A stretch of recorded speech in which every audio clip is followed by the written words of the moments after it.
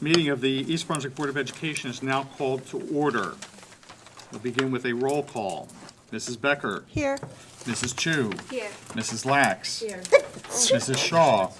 Present. Mr. Simmons. Here. We have a quorum. Please rise to salute the flag. I pledge allegiance to the flag of the United States of America and to the republic for which it stands, one nation, under God, indivisible, with liberty and justice for all. The New Jersey Open Public Meetings Law was enacted to ensure the right of the public to have advance notice of and to attend the meetings of public bodies at which any business affecting their interests is discussed and acted upon.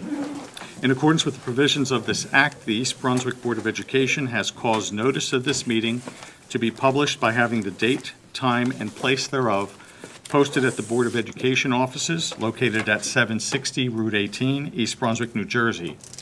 Written notice was also provided to the Sentinel, the Newark Star-Ledger, the Home News and Tribune, and the Municipal Clerk of East Brunswick. All Board of Education meetings, with the exception of executive session discussions, are videotaped for later broadcast. It is the policy of the Board of Education that videotaped meetings are not edited for any purpose. Individuals who speak at the Board's public meetings should be aware of these videotaping rules. Good evening, everyone. This meeting constitutes the reorganization of the Board, at which time our newest elected board members will be seated. So in order to begin with some of the standard protocols that we need to address, we will begin with item D1, which is the appointment of temporary chairperson. May I have such a motion? So moved. Second. Moved by Mr. Simmons, second by Mrs. Shaw. Is there any discussion? All those in favor? Aye. Any opposed? Motion carries. Next item on the agenda is the administering of oath of office to the newly elected board members. And so I will call each individual up one by one. We'll meet center stage, so to speak, and the oath of office will be administered. Firstly, Robert Cancro.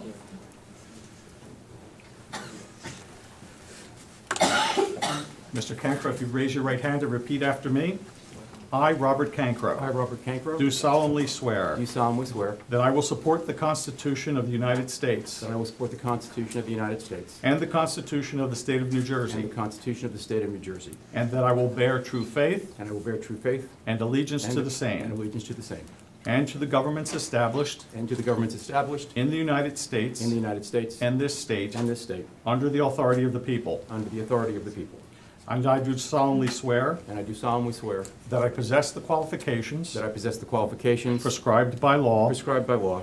For the office of member. For the office of member. Of a Board of Education. Of a Board of Education. And that I will faithfully. And I will faithfully. Impartially. Impartially. And justly perform. And justly perform. All duties of that office. All duties of that office. According to the best of my ability. According to the best of my ability. So help me God. So help me God. Congratulations, Thank sir. you very much. You may take your seat.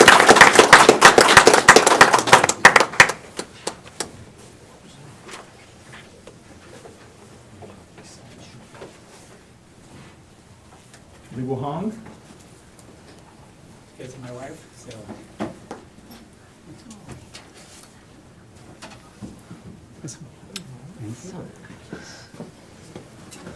And you can.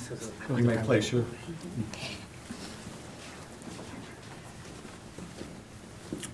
Very good. Please repeat after me.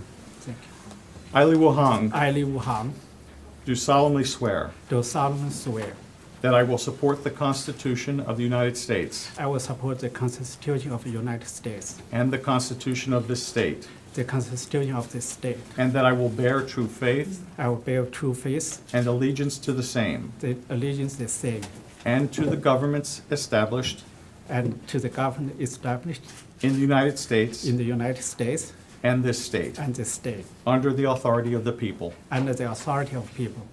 And I do solemnly swear I do solemnly swear that I possess the qualifications I possess the qualification prescribed by law prescribed by law for the office of for the member office of member of a Board of Education, of Board of Education. and that I will faithfully, I will faithfully, impartially, impartially, and justly perform and justly perform all duties of that office all duty of that office according to the best of my ability. according to the best of my knowledge, ability.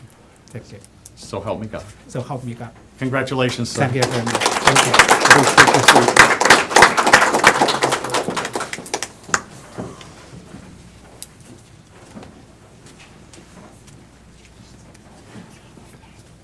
Barbara Reese. You are familiar. I think I've seen you before. A few times. Yes. Please repeat after me.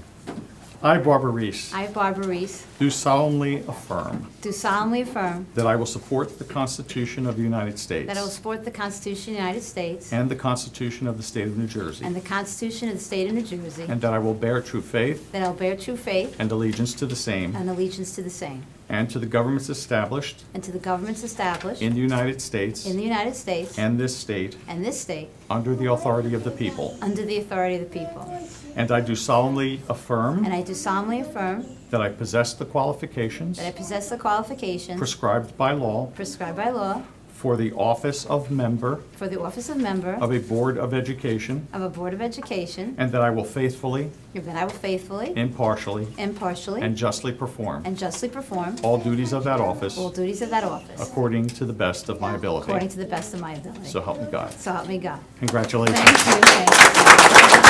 You may take your seat.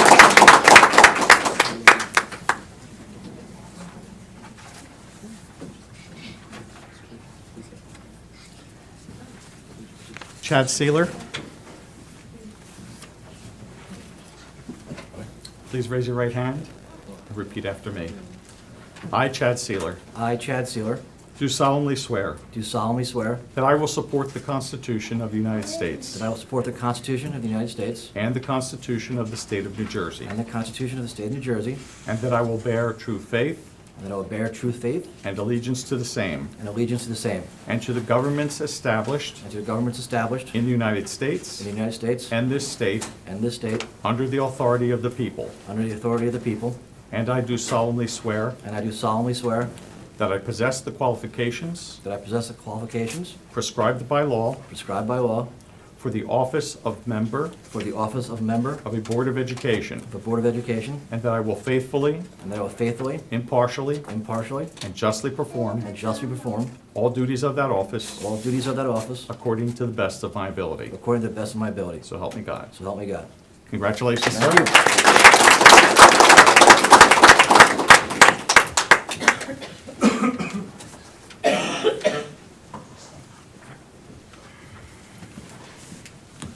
Thank you.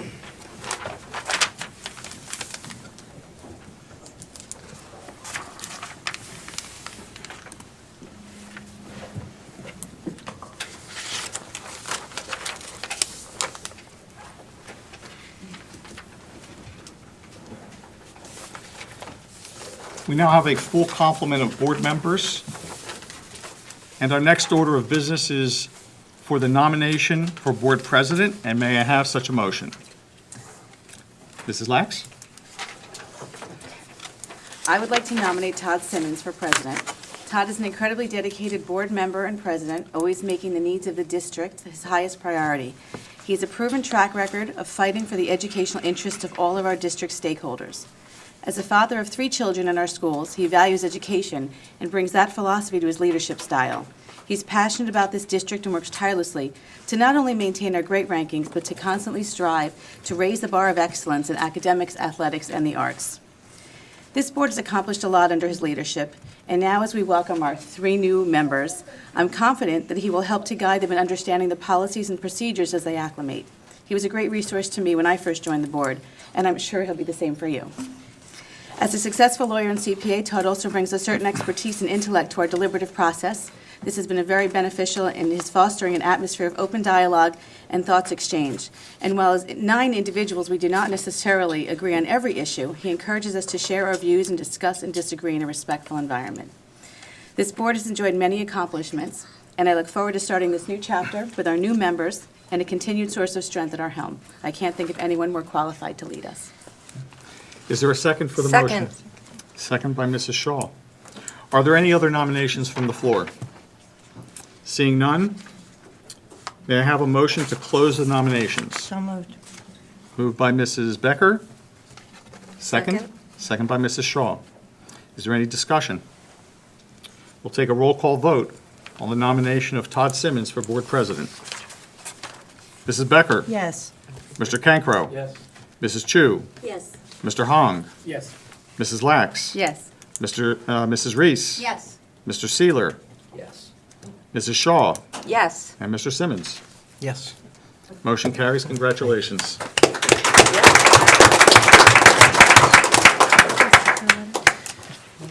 Thank you. Mrs. Lax, I usually have something to say. Your remarks have left me kind of without words. Thank you very much for those incredibly kind comments. And to the board for your continued faith and confidence. Thank you, all of you. Mr. Hong, Mr. Cancro, Mr. Seeler, welcome. Congratulations on your winning your elections. I hope you find your time here valuable and rewarding. And you will soon see that together, as Mrs. Lax has pointed out, we can do a heck of a lot. So welcome. On that note, may I have a nomination for Vice President of the Board of Education? Mrs. Chu? I would like to nominate Mrs. Vicki Becker. When I joined the board, Mrs. Becker was one of the first people to reach out to me with the goal of making me feel welcome and making sure that I had the information I needed to be a productive board member. Since then, I've had the pleasure of getting to know Mrs. Becker both as a friend and as a board member. And I've had the opportunity to see firsthand what an asset she is to our school system. Years ago, she started out, like many of us, as a parent of 2 young children, where she became president of the Lawrenceburg PTA. From there, she moved on to become a member of the Board of Education, serving continuously for the next 17 years. During that time, she has served on every board committee that there is, and I'm not even sure I could name them all, but she served on all of them.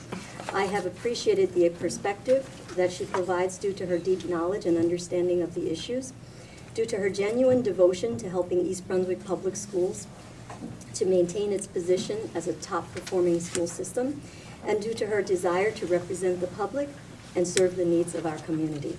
I have seen Mrs. Becker in action. I've seen how she looks out for the best interests of our kids, our staff, and our community. It's therefore my pleasure to nominate Mrs. Becker for the position of Vice President. Second. Second by Mrs. Shaw. Any additional nominations for Vice President? May I have a motion to close the nominations? So moved. Motion by Mr. Hong. Second? Second. By Mrs. Lax. Okay, any discussion? On the nomination of Vicki Becker as Vice President of the Board of Education, will the Secretary please call the roll? Mrs. Becker? Yes. Mr. Cancro? Yes. Mrs. Chu? Yes. Mr. Hong? Yes. Mrs. Lax? Yes. Mrs. Reese? Yes. Mr. Seeler? Yes. Mrs. Shaw? Yes. Mr. Simmons? Yes, nomination carries. Vice President Becker.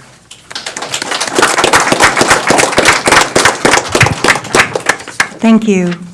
Susanna, those were beautiful words, and I know that they came from your heart, so it was very meaningful. And thank you for having the faith in me to continue to work on the leadership of this board with Todd. Excellent. Well, we, as Mr. Giuliano mentioned, this is our reorganization meeting, so we have a few of our annual housekeeping items to go through. The first of which is item D9, the adoption of the New Jersey School Board Member Code of Ethics. So may I have a motion to adopt our Code of Ethics? So moved. Motion by Second. Mrs. Shaw, second by Mrs. Becker. Is there any discussion? Will the Secretary please call the roll? Mrs. Becker? Yes. Mr. Cancro? Mrs. Chu? Yes. Mr. Hong? Yes. Mrs. Lax? Yes. Mrs. Reese? Yes. Mr. Seeler? Yes. Mrs. Shaw? Yes. Mr. Simmons? Yes, that motion carries. May I have a motion for item D10? I'm sorry, this is actually going to be a board member prohibited acts and ethics training, which I think our board attorney will be providing to us. After a short break. Oh, yes. I'm being reminded we have a full house here, and some folks may not be interested in our ethics training this evening. So let's take a 3-minute recess, shall we? All right, we'll be back.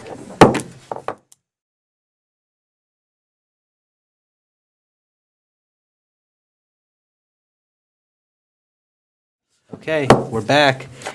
Now, our board attorney is going to give us our ethics training, and I'm supposed to hand these out, so maybe We did. we handed them out. Our side did. Okay, our side didn't. We didn't I get got it, 'em our here. side didn't get it. Our side was stuck here. Okay.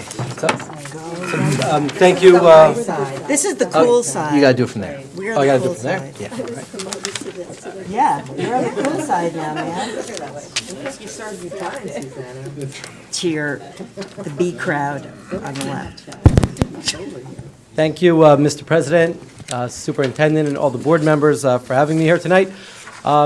As you mentioned earlier, this is done annually. This ethics training is done annually just to remind the veteran board members and to teach the new board members about the legal requirements with respect to ethics and being a board member. And there's statutes that govern the role of board members, and there's also the Code of Ethics, which gives some specificity. So I have given out a packet which is a pretty large packet. I'm not going to read it verbatim, but I am going to go through each of the legal requirements that board members are required to adhere to. So if you'll notice, as we go through this presentation, not only do we have the actual law, but we also sprinkle in advisory opinions, which are given from the School Ethics Commission, and they are there to provide a resource if there's any question. So if a board member has a question with respect to certain behaviors or the propriety of certain actions, we can get ethics opinions. We have some of those throughout the presentation. We also have some decisions, actual cases that came about and they were challenged, or actions of a board member were challenged, and I will touch upon many of those. However, since we're not going to get to every single case that's in the presentation, we do give this out to each and every board member so that at your convenience, you can read through and make sure that you have an opportunity to read all the information contained in the packet. So let's start with the NJSA 18A:12-24, and that is the New Jersey School Ethics Act. And as we get into it, you'll notice a theme, and the overarching theme can really be put into two categories. One is that as an elected official, you can't use your position to gain financially, to gain a benefit that's not financial, but to use your position and really abuse that authority. It's a very important theme that's throughout the School Ethics Act. And the other theme that you'll see more when we get to the Code of Ethics is the role of a board member, and I say this often because it's more important for the public sometimes to hear than for board members, is that board members are ethically constrained in what they can actually do. So, as we'll see, board members are confined to making policy, overseeing the district, but board members do not administer the district. So, for instance, if a board member is at the local grocery store, and a parent comes over to you and says, I'm having trouble with a teacher, I'm having trouble with a principal, the board member can't do anything about that directly. They're prohibited by law. Even if they want to, they cannot. But they have to go to the superintendent. So we'll get into that. So with those two themes that should be foremost in your minds, let's get right into it. No school official or member of his immediate family shall have an interest in a business organization or engage in any business, transaction, or professional activity which is in substantial conflict with the proper discharge of his duties. So, for instance, we have the advisory opinion that talked about a board member that was actually a partner in an architectural firm that got a contract with the Board of Education. So his firm was benefiting. The School Ethics Commission said, well, you don't need to quit your job. But because there is a conflict and an appearance, at the very least, of impropriety, any conversations involving the architectural firm or any projects that the firm is involved with, you have to recuse yourself from it.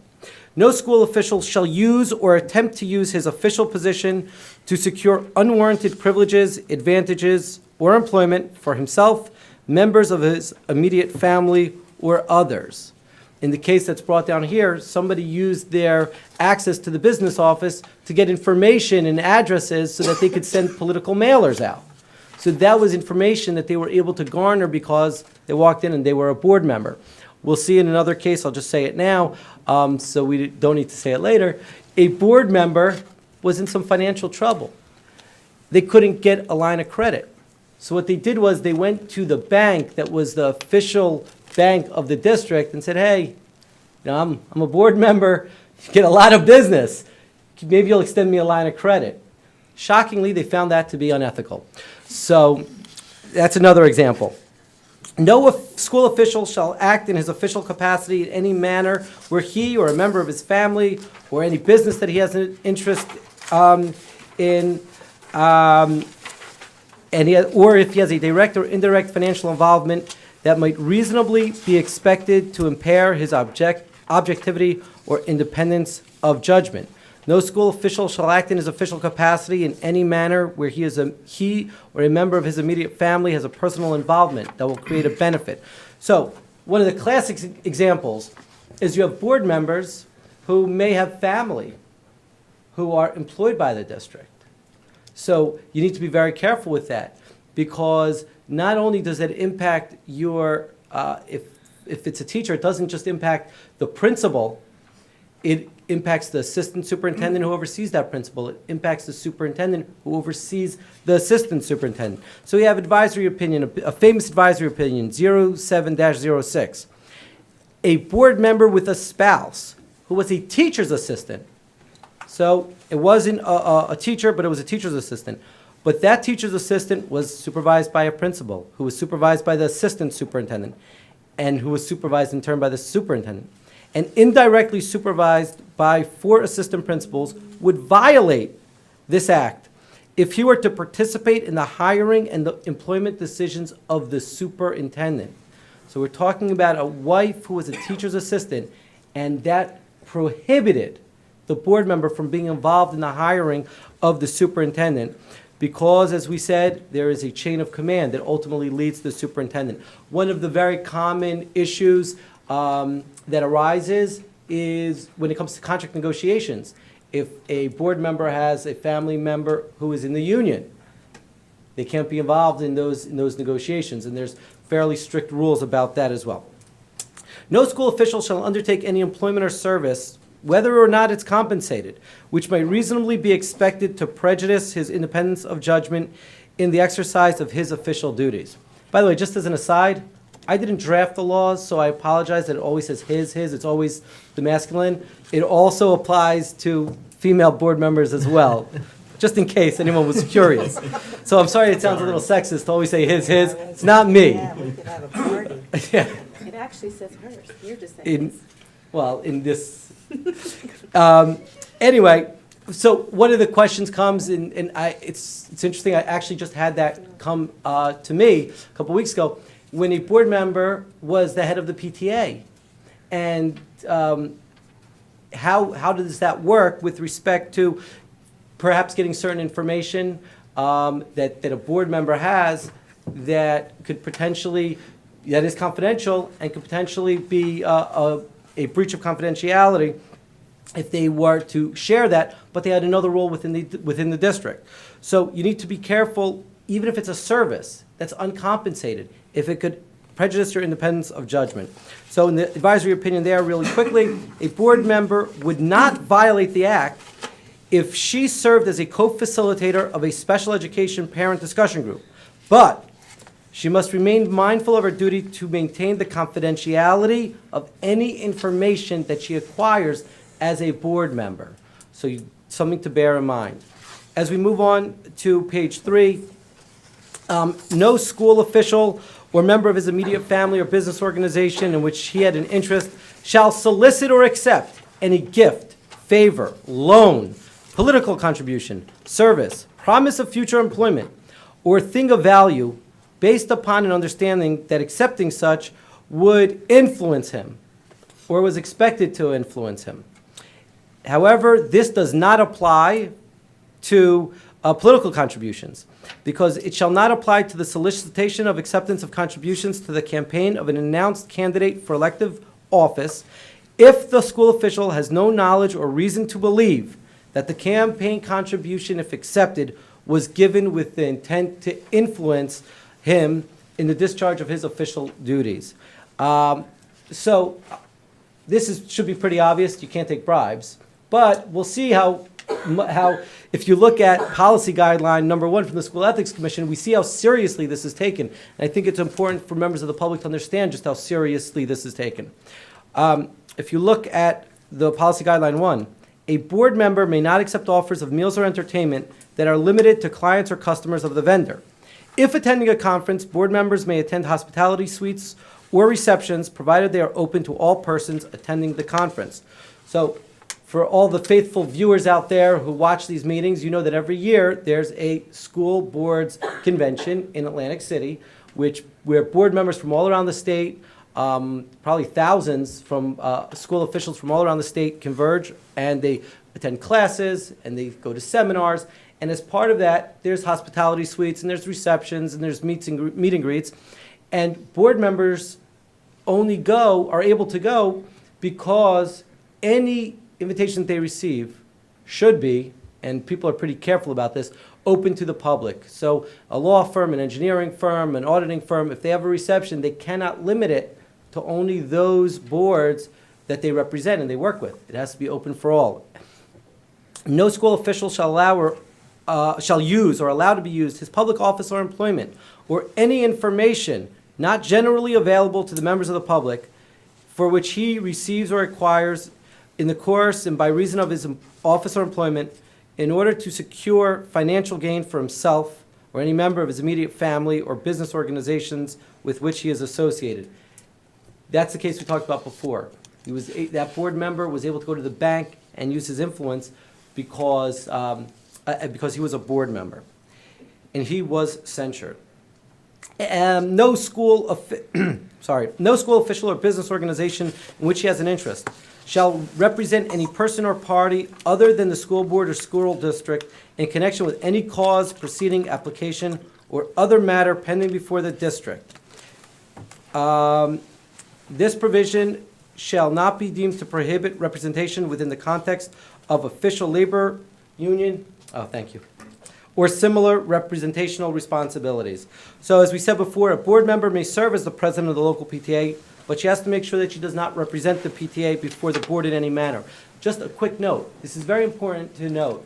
And I go back to what Ms. Lack said in her comments when she nominated President Simmons, that there are always situations, or often situations, where people disagree. You have people who are involved in their communities, people who are intelligent, and they disagree. But board members need to be very cognizant of the fact that they shouldn't be taking actions or representing interests that are against the consensus and the direction of the board. So, for instance, if somebody unfortunately has to sue the district because they have a student with special needs and they feel that those needs are not being met, they can do that because that's in a personal capacity. But there's cases out there, all you need to do is Google it, where board members sometimes take these adversarial positions. And one needs to be very cautious and cognizant of that, because certainly disagreements are expected. Nine people, 9 opinions, but the board works together and you try to find a consensus. No school official shall be deemed in conflict with these provisions if, by reason of his participation in any matter required to be voted upon, no material or monetary gain accrues to him as a member of any business, profession, occupation, or group to any greater extent than any gain could reasonably be expected to accrue to any other member of that business, profession, occupation, or group. That's a lot of words. But there's one interesting case, in advisory opinion 0198. A very interesting situation came before the board. They were going to weigh changing how courses would be weighed. And it would change GPAs, and it would have an impact on student GPAs and depending upon which courses students would take.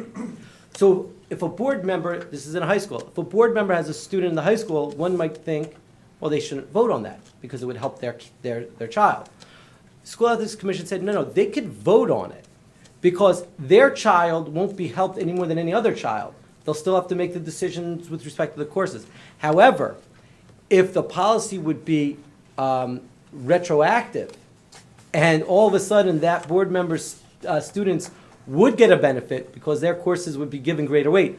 Well, that's an additional benefit that doesn't put them on an even playing field, because now they have power to make a change to benefit their own family member. So it was an interesting case. No elected member shall be prohibited from making an inquiry for information on behalf of a constituent if no fee, reward, or anything of value is promised to him or a member of his family.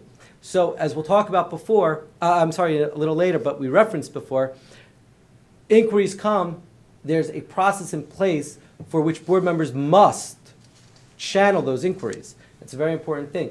A board member can't go directly to a principal and say, well, I heard that there's an issue in the school, tell me about it. Go to the superintendent. Nothing shall prohibit any school official or members of his immediate family from representing himself or themselves in negotiations or proceedings concerning their own interests. We talked about that if, for instance, somebody has a special needs issue. Letter K talks about members of the School Boards Association. So let's go down to the Code of Ethics. And this is the resolution, I believe it was D9, right before my presentation, which the board has already reviewed and accepted. And quickly, number A, all board members promise to uphold and enforce all laws, rules, and regulations of the State Board of Education and court orders pertaining to schools. Desired changes shall be brought about only through legal and ethical procedures. All board members will make decisions in terms of the educational welfare of children and will seek to develop and maintain public schools that meet the individual needs of all children, regardless of their ability, race, creed, sex, or social standings. Here's where we get into the second theme of that I had mentioned earlier. I will confine my board action to policymaking, planning, and appraisal. I will help to frame policies and plans only after the board has consulted those who will be affected by them. I will carry out my responsibility not to administer the schools, but together with my fellow board members to see that they are well run. That's the critical point. Administrators are hired, superintendent, assistant superintendent, directors, to run the schools. In the matter of Raymond Delberry, a board member was found to have violated this section of the Code of Ethics when he went around the superintendent and demanded that information directly from a district supervisor. Another case, the Hankerson case, a board member was removed because he would direct administration to send notices to employees without talking to the superintendent and getting the superintendent's consent. He would hire and remove employees. He would have a district employee perform certain functions on his behalf. So he did everything that I am teaching you and telling you not to do. Anything he could have done wrong, he did wrong. He was booted. I will recognize that authority rests with the Board of Education and will make no personal promises nor take any private action that may compromise the board. In the case of the famous Mr. Delberry that we mentioned a moment ago, a board member was found to have violated this section for his demeaning and harassing treatment of a district supervisor, since the conduct could have become the subject of litigation. Basically put his own district at risk, his behavior. So one of the things that board members should know when a public official has if you have a website, a Facebook page, or you see it all the time when people write letters to the editor, it always says, I am a member of the Board of Education, but I am writing as a private individual, and the opinions expressed are my own. Because the board president is a spokesperson for the Board of Education, so when the board has a statement that they wish to make, it would go through the superintendent, the board president. You wouldn't have, board members don't have the authority to make statements on behalf of the board. So it's very important to make sure that when you're talking to people and people ask you, as they will and they should, you're their elected representatives. They're going to ask you for things. So it's, and to work on things. So it's very important that everyone understands, and it's very important that the public understands that all decisions, they come out of the board as a whole. Each individual board member cannot make personal promises. I will refuse to surrender my independent judgment to special interest or partisan political groups, or to use the schools for personal gain or for the gain of friends.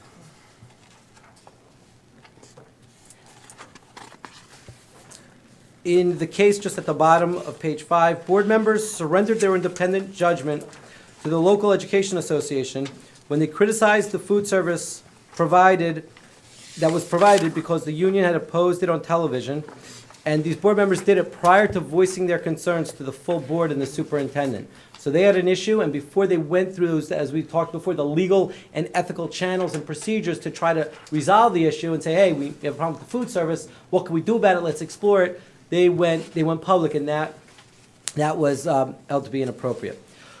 Also, it almost should go without saying, but it's important, I will hold confidential all matters pertaining to the schools, which if disclosed would needlessly injure individuals or the schools.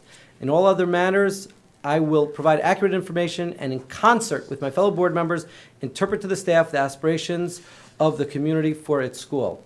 Earlier in the meeting, Mr. Giuliano read the statement and talked about how these meetings are televised and made a specific mention, as we do at every meeting, except for those matters that are for executive session, because those matters aren't televised. So by definition, those matters will involve confidential material, whether they deal with employees and their individual situation, whether it's litigation. So those things, when you go into the back room or as a board member, you hear confidential information, obviously it's critical that that remains confidential.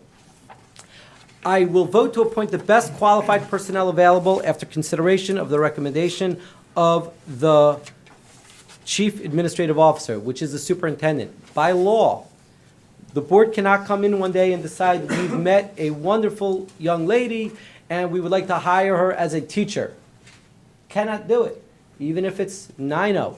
The only way that any employee in any district in the state of New Jersey gets hired is by the recommendation of the superintendent. I will support and protect school personnel in proper performance of their duties.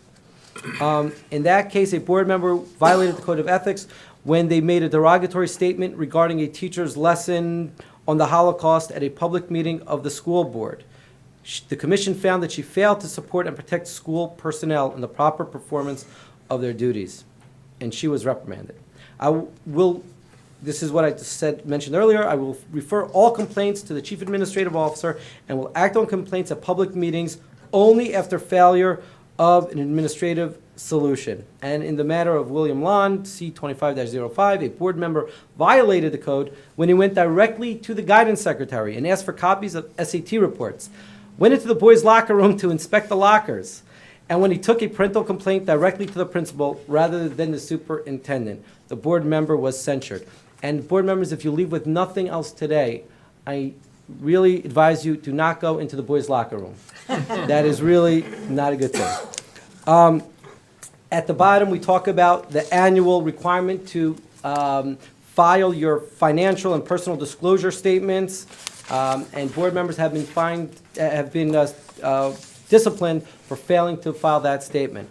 And I think it's also important for people to know that statement, board members are required by law to give certain information, and it's on file, and it's a public record. So this ensures that board members are qualified and acting in accordance with the requirements of the law. I mentioned public record for a reason. The next thing I want to talk about is email and the Open Public Records Act. It's very important that everyone here understand every document that you generate, whether it's an email, a letter, all the things that you have here on your desk, the agenda and documents, they're public records. And even if you send an email, that's a public record. Even if you use your Gmail account or any other account that you have, it's a public record. Very importantly, we have the Borough of Fairlawn, where the mayor used his personal email account to conduct business. I don't know if it was, by accident or it was just easier, but the court did hold that that was a personal email. So just remember, when you write something in email, it can be seen by the public if requested. One of the other things that I think is very important to mention is this was OPRA, OPRA. We also have the OPMA, the Open Public Meetings Act. We are here today at an open public meeting. And every time 5 board members are together and they're discussing board business, that is a public meeting. And that has to be noticed properly, and that needs to be advertised, and the public needs to be invited to view the festivities. That also applies to emails, and I don't think necessarily people realize that. So if somebody sends an email to all the board members, sometimes you'll get agenda items, that's common, but if there's a discussion, there can't be a discussion. So if somebody has an issue that they want to discuss, and they listen to their attorney, and they email Dr. Valesky, but they copy all 8 other board members, and then another board member doesn't reply all. We violated the Open Public Meetings Act, and we do not want to do that. So I tell all boards of education, please do not send emails to everyone. If there's an issue, my real advice is you pick up a phone, but I'm old-fashioned. But my advice is you pick up a phone. This way you have no issues. But if there is an issue that you need to email, it should not be, the proper forum is not to email everyone. It could be a violation of the Open Public Meetings Act, and that document is also subject to OPRA. So this board, I will say this to the new board members and to the public, this board is extraordinarily scrupulous in following all the things that I've discussed. I can say, we've worked with this board for a long time.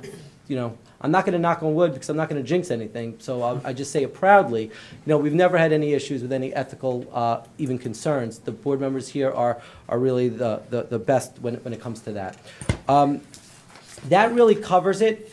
On page 9 and continuing, there are just some interesting, new cases and talking about different conflicts that are at the some of the cases that have recently come out in the last year or so. So I think that is something that we don't need to do at this juncture, but I do encourage everyone to read it, and I thank you so much for your time, and if there are any questions, either now or at any time, we're always available. Any questions for Mr. Brisman? Thank you for putting this together, and a great presentation. Appreciate that. Thank you so much.